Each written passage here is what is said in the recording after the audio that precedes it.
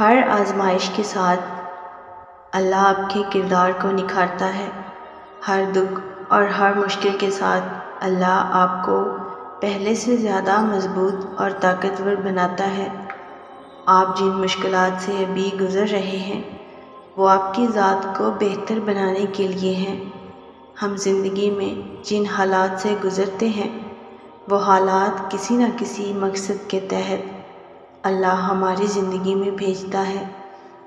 اسی لیے اللہ پر اور اس کے بنائے ہوئے پروسیس پر بھروسہ رکھیں۔ وہ اس پورے سفر میں آپ کے ساتھ ہے، وہ آپ کا محافظ ہے۔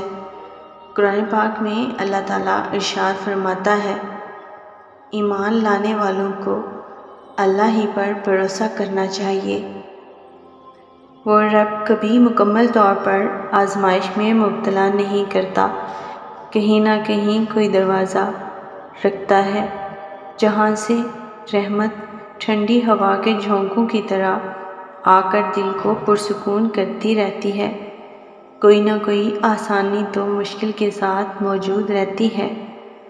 زندگی تو نام ہی تبدیلی کا ہے، ہر آن بدلتے لمحات کا، تیزی سے وقت کے ساتھ گزر جانے کا، خوشیوں کا غموں میں اور غموں کا خوشیوں میں بدل جانے کا۔ مشکل اور تکلیف کو برداشت کرنے کی ہمت تبھی ملتی ہے جب دل میں اس غم کے خوشی میں بدل جانے کی امید ہو۔ اللہ تعالیٰ بھی ہمیں پیاری سی تسلی دے رہے ہیں کہ اس وقت آپ جس بھی مشکل میں پھنسے ہوئے ہیں آپ کو اپنے رب پر بھروسہ کرنا ہے۔ یہ بھروسہ ہی آپ کے دل کو سکون سے بھرے اور پھر یہی بات ختم نہیں ہو جائے گی۔ آپ کے لیے بہترین پلان بنایا گیا ہے۔ رب جانتا ہے آپ کے دل کو کیسے راضی کرنا ہے، اتنا کہ آپ خوش ہو جائیں گے، آپ بھول جائیں گے ساری تکلیفیں، بھر دیے جائیں گے آپ کے سارے زخم۔ قرآن پاک میں اللہ تعالیٰ کا ارشاد ہے، اور ان قریب آپ کا رب آپ کو اتنا عطا فرمائے گا کہ آپ خوش ہو جائیں گے۔ وہ وقت بھی تھا جب آپ سوچتے تھے کہ بس اب ختم ہو جانا ہے سب کچھ۔ آپ اپنی اتنی تکلیف میں تھے کہ آپ کو لگتا تھا کہ آپ اب زندہ نہیں رہ پائیں گے، لیکن دیکھیں کہ آج آپ یہاں ہیں۔ کون ہے جو آپ کو یہاں تک لے آیا ہے؟ آپ کا رب جس نے آپ کی حفاظت کی، آپ کا رب جس نے آپ کو تکلیفوں سے نکلنے کے لیے راستے مہیا کیے۔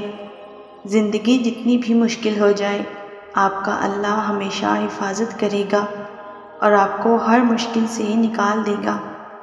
جسے سبھی وقت گزر گئے ویسے ہی یہ وقت بھی گزر جائیں گے۔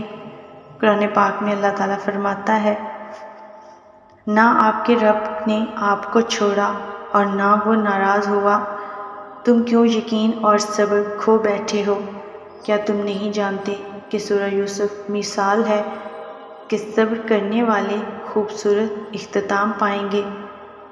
تم کیا جانو کہ معجزے تم سے ایک دعا کے فاصلے پر ہوں؟ تم کیا جانو کہ یہ درد شاید تم کو سنوارنے کے لیے دیا گیا ہو؟ تم کیا جانو کہ یوں بار بار تمہارا اللہ کو پکارنا اللہ کو کتنا محبوب ہو؟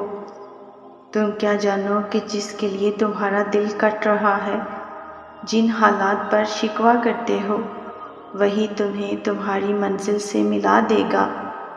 تم کیا جانو کہ خدا نے تمہارے نصیب میں تمہاری من پسند چیز کو لکھا ہو اور یہ طلب محض اپنے سے جوڑنے کا ذریعہ ہو۔ جب یقین اللہ پر ہو تو صبر کے صلے معجزے ہوتے ہیں۔ کیا آج دل اداس ہے؟ کیا خوشی سے دل خالی ہے؟ کوئی بات نہیں، اداس ہونا قدرتی عمل ہے۔ اداسی کا احساس ہونا آپ کے انسان ہونے کی نشانی ہے۔